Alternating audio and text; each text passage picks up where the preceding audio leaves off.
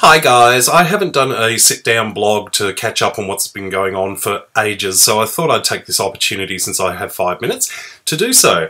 Now, I've got a lot of people asking me why I haven't been doing a lot of blog videos, like besides taste tests and coffee time and whatnot recently. Long story short is, ever since I got back from Los Angeles when I did the video filming for Tastemade, which I'll get to in a minute, I have just been run off my feet like a crazy person. I have been so busy trying to basically catch up because when I was in LA, I was there for nearly 3 weeks and I wasn't able to film any cooking videos while I was there. And I tried to film as many cooking videos as possible before I left for LA so there wouldn't be a gap while I was away. Unfortunately, I got really busy in the last couple of weeks before leaving and I didn't get a chance to make enough videos, so there was no videos put up on the cooking channel while I was away. And when I came back, I only had about maybe a week of videos in reserve ready to go. So when I came back, I started putting videos up and I've just been playing catch up ever since.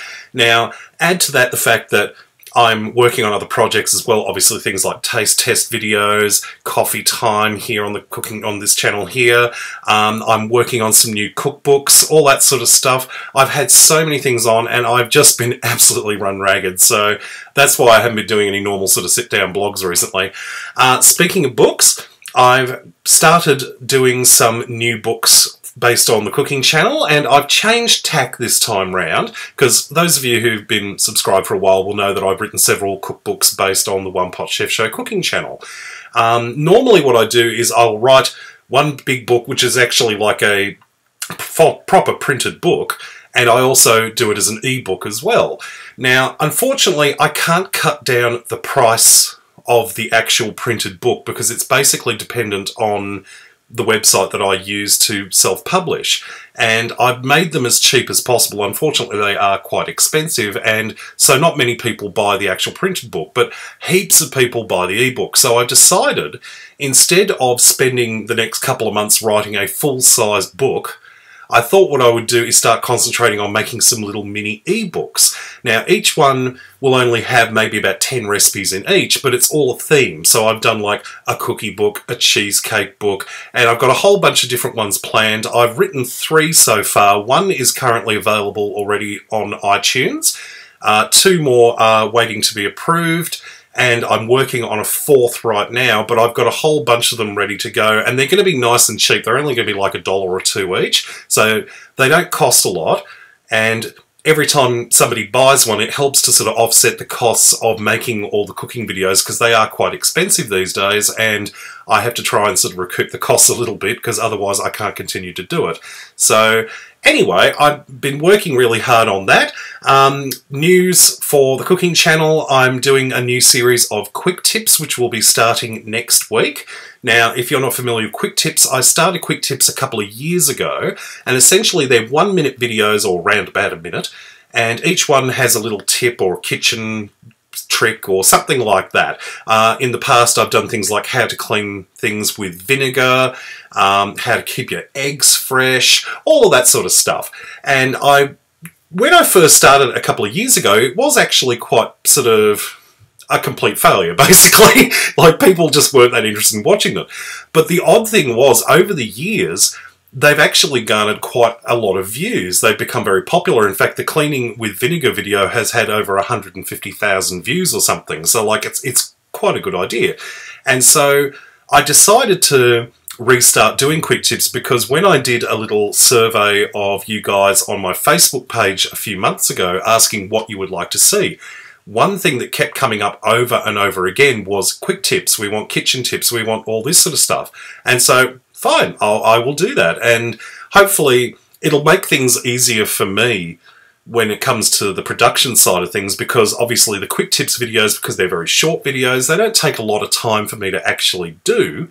So it works for me because I can make these quick little videos, and obviously you guys want to see them. So that's great. So that starts next week. What else have we got? Oh, taste tests, yes. I've been completely shocked at just how popular the taste test videos have become. I didn't expect this to become a weekly show because when I first started doing the taste test videos, it was just sort of like, oh, this will be fun to do a couple of episodes, and they've become more and more popular, and now suddenly out of nowhere it's become just this huge focus for this channel. So it's good, because I've always had a problem with this channel, the OnePotChefBlog channel, is that it's never had any kind of real schedule or focus. It's always been a bit higgledy-piggledy in bits and pieces all over the place, and it's never had a sort of one direct theme. And the taste tests and coffee time seem to have really sort of helped to schedule things, so that's nice. One thing I would like to ask is, if you guys are considering sending things in to me, I would really like it if you could send me a few savoury things, simply because I've been doing heaps and heaps of videos on chocolates and sweets and lollies and all that sort of stuff, but the reality is it's getting a little repetitive, and I'd like to try some savoury items as well. So if you've got sort of the wish to send stuff in, and I really do appreciate the people who do choose to send things, because I love getting all these amazing things from all over the world, but if you do want to send things, please feel free to throw in some savoury things as well, because I would love to try them. Oh yes, the Tastemade videos, yes. I've been getting so many comments and questions and emails and stuff about this.